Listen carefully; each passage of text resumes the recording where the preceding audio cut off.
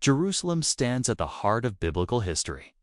But what if the city's significance in David's time has been drastically underestimated? Skeptics claim it was a tiny backwater, incapable of housing a powerful monarch's capital.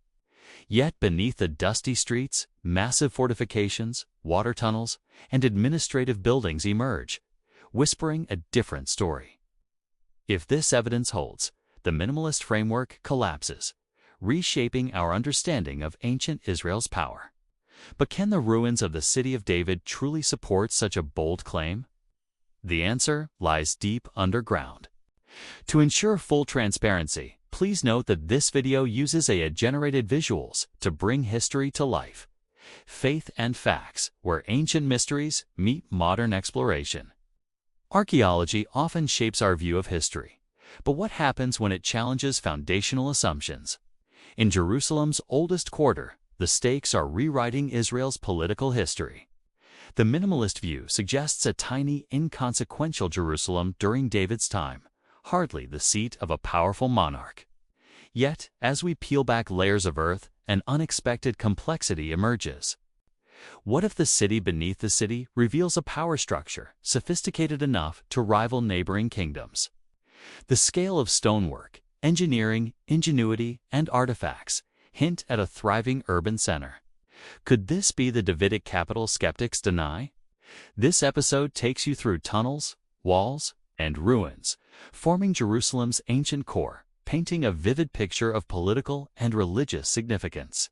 But beware, the evidence raises difficult questions scholars continue to debate. The answers may force a rethinking of biblical history itself. How did this city function? Who lived here? And crucially, how does this archaeological picture align with the biblical narrative? By the end, you will face a choice. Either reject the mountain of evidence or accept a radically different vision of David's Jerusalem. Let's start with a provocative question. If Jerusalem was so insignificant, why do we find such monumental stonework here that would have required an organized, powerful workforce? Imagine massive walls rising from the earth, hundreds of tons of stone carefully cut and positioned, designed to protect a bustling urban center. The scale of these constructions challenges what we expect from a so-called backwater village, inviting us to reconsider ancient Jerusalem's true stature. Could the biblical depiction of David's capital city be closer to reality than skeptics admit? The stakes here are profound. If Jerusalem was indeed a political hub in David's time, this undermines a major pillar of minimalist scholarship. It's not just about stones and artifacts, it's about rewriting the story of Israel's origins, kingship, and urban development. This investigation delves into archaeology's role as a key witness to history, inviting you to judge the evidence for yourself. The city of David holds secrets that have remained buried for millennia, and uncovering them may change everything we think we know about the biblical world. So buckle up, the truth beneath Jerusalem's stones might just surprise you. Excavations at the city of David reveal a complex, fortified urban center consistent with biblical Jerusalem under King David. This evidence demands reconsidering the city's importance in the 10th century BCE, yet the full implications are not immediately obvious. A particularly striking feature, the stepped stone structure, remains enigmatic and will be discussed in detail only in the final third of this episode. This massive architectural element is a breadcrumb, a clue challenging foundational minimalist assumptions, dismissing David's kingdom as myth. What if Jerusalem was more than a small village? What if it was the seat of a real, powerful monarch? The evidence may force us to rethink not only the city's size, but the very existence of David's dynasty. The city of David is more than a location. It is a symbol, a linchpin connecting scripture to physical reality. Yet, even as we present the evidence, the full story remains just out of reach, teasing us with tantalizing hints. The stepped stone structure anchors these mysteries, holding secrets about the city's social hierarchy and defense. Numerous artifacts, including seal impressions with royal names, offer breadcrumbs toward the truth, but scholars debate their exact implications. The interplay between material remains and ancient texts is delicate. How much can one illuminate the other without forcing conclusions?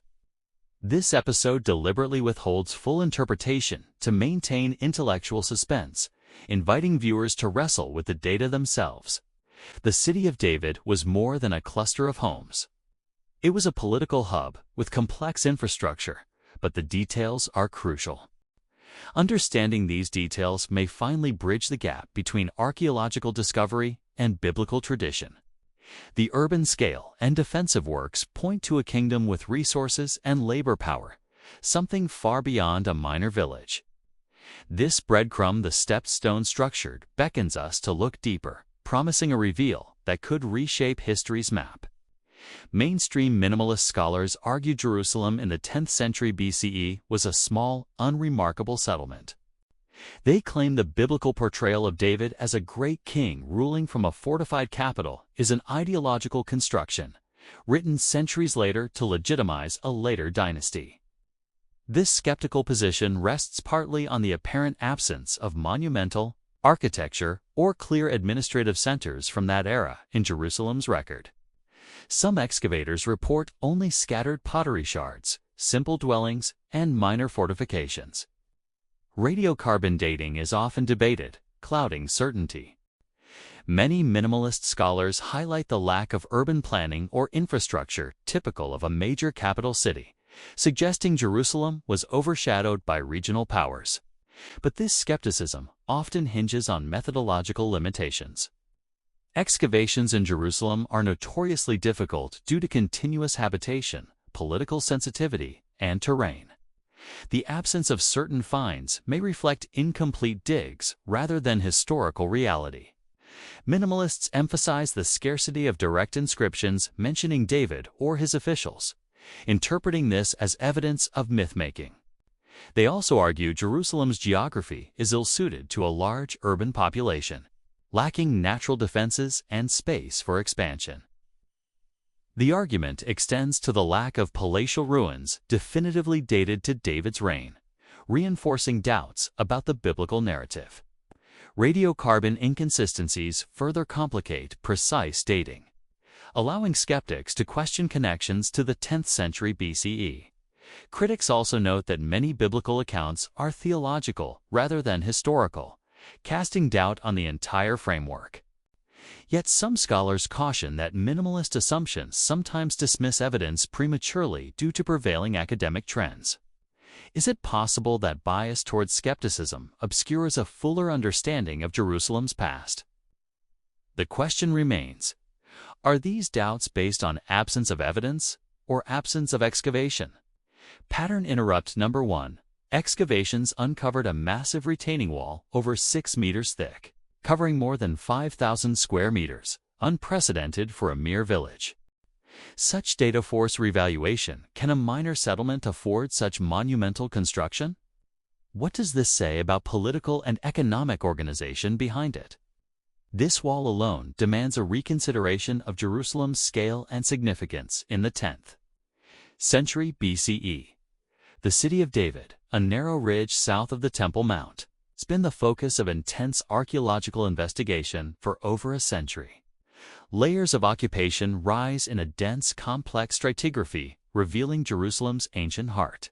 Among the most impressive finds is the massive fortification system enclosing the city. Thick stone walls are built from large ashlar blocks, some weighing several tons. The wall's defensive design includes towers and gates strategically placed along the perimeter. Beneath these walls lies the stepped stone structure, a monumental terraced stone construction, rising 8 to 10 meters high. Its irregular stepped shape suggests advanced architectural techniques for stabilizing the steep slope. Near the walls, excavators uncovered administrative buildings with storerooms and seal impressions, clay bulla bearing ancient Hebrew inscriptions. These artifacts indicate bureaucratic activity, consistent with a functioning royal administration. Water management was equally sophisticated. Warren's shaft and tunnel networks allowed secure access to the Gihon spring within defenses. This complex engineering suggests planned efforts to sustain a populous center during siege conditions. Pottery shards, arrowheads, and everyday objects paint a picture of an active, bustling community engaged in trade and defense. Excavations also revealed residential quarters adjacent to fortifications, indicating a densely inhabited urban center. The use of massive ashlar stones for walls contrasts sharply with mud brick homes of neighboring villages, indicating elite architecture. Storage jars with inscriptions suggest a bureaucratic system managing trade and taxation. Defensive towers integrated into walls show strategic planning for conflict. Warren's shaft and Hezekiah's tunnel are among the oldest known waterworks, demonstrating advanced engineering. Pottery styles align with other Israelite sites, confirming cultural continuity. Bulla-bearing names linked to biblical officials add a personal dimension to the ancient administration. These tangible finds allow the city's ancient story to emerge in vivid detail far beyond simple settlement ruins. Yet these details do not yet fully reveal the city's political significance, which will come in the next chapters. Up to this point, the debate has centered on whether this evidence exists at all, but that is no longer the real issue. The monumental walls, water tunnels, and administrative artifacts are well documented. The question now becomes, what do they mean? Biblical texts describe David as establishing Jerusalem as Israel's political and religious center, ruling with administrative complexity and military strength. If Jerusalem was merely a minor village, how do we explain these massive architectural projects? If such infrastructure existed for any other ancient city, would scholars hesitate to call it a capital? Consider the stepped stone structure. Its size and purpose make little sense unless it supported a significant urban center, likely the royal quarter perched above it. The seal impressions with royal names and Hebrew inscriptions connect the site to a centralized authority capable of record-keeping. One must ask, at what point does scholarly caution become outright refusal to acknowledge archaeological realities? Is it reasonable to dismiss these discoveries as coincidental or unrelated to Davidic rule, especially when they correspond closely to biblical descriptions? The water system's complexity suggests an urban population requiring protection and provisioning. This is not the work of a mere hamlet. Taken together, the evidence points to a city functioning as a true capital politically, militarily, and economically. Yet some elements remain puzzling. The stepped stone structure's full purpose is debated, and its connection to David's palace is not explicit. This uncertainty is intentional. Interpretive withholding keeps intellectual tension until we examine the final pieces.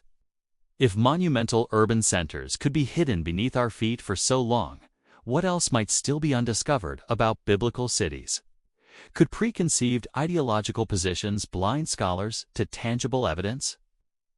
The biblical texts are often dismissed as theological propaganda, yet archaeology reveals a city matching these descriptions with remarkable fidelity.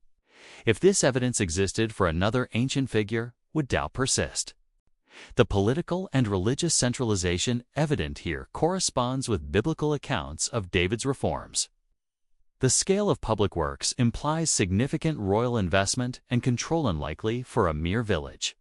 As the evidence accumulates, the tension rises. Either Jerusalem was the Davidic capital, or the archaeological record is inexplicably misleading. This dilemma challenges us to reconsider Jerusalem's past and the methodologies shaping biblical archaeology.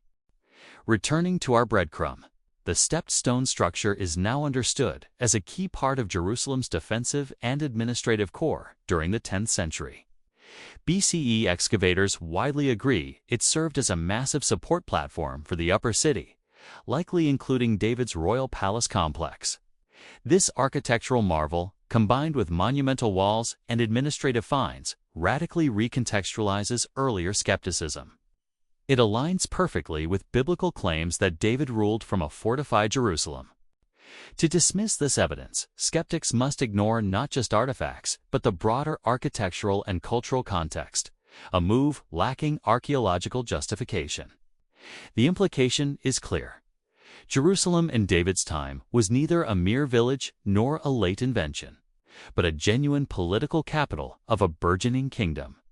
The stepped stone structure stands as a monument to Jerusalem's ancient power and the legacy of David's reign. Its massive stones tell a story of a kingdom that was real, organized, and influential, contrary to claims of myth or fabrication. This evidence challenges us to rethink the relationship between archaeological data and biblical history. It also reminds us that history is often more complex and fascinating than simplistic models allow. Skeptics must now either accept the archaeological reality or dismiss it without reason, a precarious position in any academic field. Jerusalem's ancient stones demand recognition as witnesses to a vibrant kingdom, not silent relics of an insignificant settlement. To ensure full transparency, please note that this video uses AI-generated visuals to bring history to life. If you found this deep dive compelling, remember, Faith and Facts is dedicated to dismantling skepticism through evidence-based investigations. Watch our full-length documentary compilation, Kingdoms Unearthed, the Davidic Dynasty in Focus, tying together these discoveries. Support this work by liking, subscribing, and sharing with a skeptic who doubts the Bible's historical foundation. Your engagement fuels our mission to uncover the truth buried beneath centuries of doubt and neglect. Join a community committed to exploring evidence honestly and without bias. Share your thoughts and questions in the comments. We welcome curious minds eager to learn. Hit the bell icon to stay updated on our weekly evidence-based investigations that challenge skepticism head-on. Together, we can bring history and faith into clearer focus, one discovery at a time.